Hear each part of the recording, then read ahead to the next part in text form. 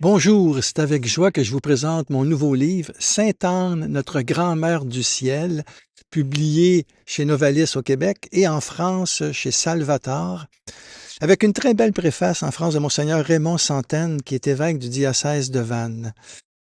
C'est une demande des éditions Novalis et je suis très content d'avoir écrit ce livre parce que la figure de Sainte-Anne, qui est la mère de Marie et la grand-mère de Jésus, mais continue d'inspirer vraiment la foi et la prière de générations de croyants.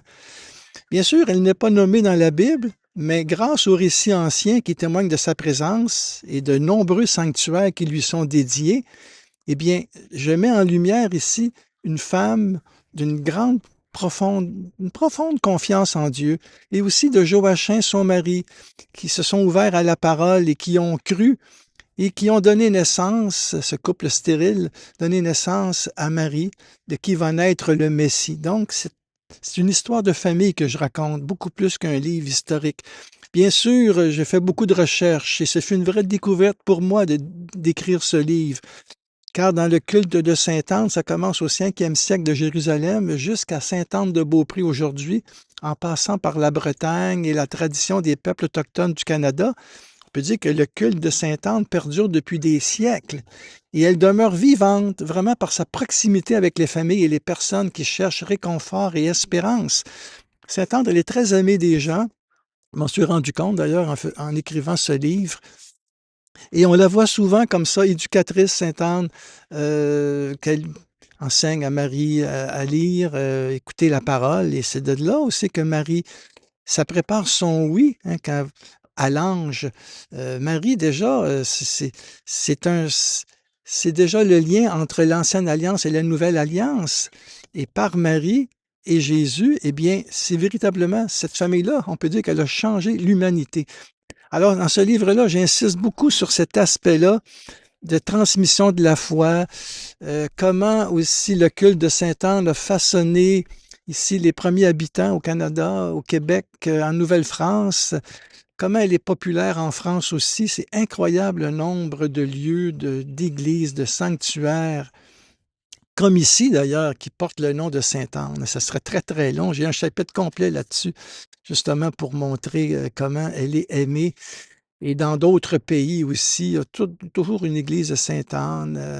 Alors, je trouvais ça important de montrer à travers l'histoire et la spiritualité, de vous inviter à redécouvrir, en fin de compte, cette figure-là, Sainte-Anne, qui est une compagne de route pour beaucoup de gens, euh, où elle intercède pour nous et elle est là aussi présente dans notre quotidien.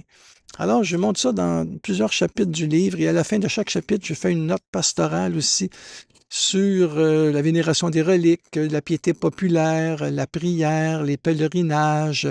J'ai un chapitre complet aussi sur les apparitions de Marie à Sainte-Anne-d'Orée, tout ce sanctuaire-là en France qui est très important.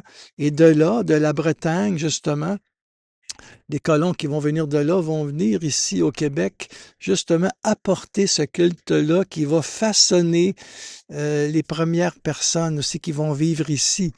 Et Monseigneur de Laval va en parler, Marie de l'Incarnation va parler aussi de l'influence de Sainte-Anne, comment elle a vraiment habité ce pays et encore aujourd'hui, et comment elle aide les gens. Et pourtant, nous ne la connaissons pas. En tout cas, c'était mon cas, hein. C'est pour ça qu'en écrivant ce livre, ce fut une véritable découverte pour moi. Et j'espère que ça sera aussi pour vous, vraiment, en lisant ce livre, une découverte. Parce qu'ici, je fais vraiment une synthèse entre la piété populaire et une théologie de la tendresse aussi. Qu'est-ce qu'elle a à nous dire aujourd'hui?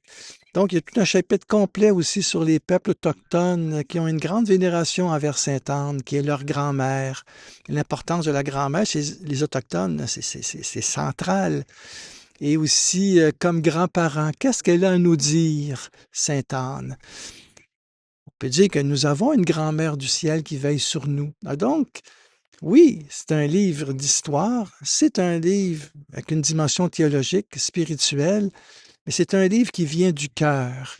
Et c'est pour lui rendre hommage, justement, que je vous propose ce livre-là. Et j'espère qu'en le lisant, bien, vous allez découvrir aussi vraiment que nous avons une grand-mère au ciel qui veille sur nous, sur nos familles, et que, en la découvrant, ben, ça nous donne une proximité encore plus grande, je pense, envers leur fille Marie et leur petit-fils Jésus. Alors, je vous souhaite une très bonne lecture.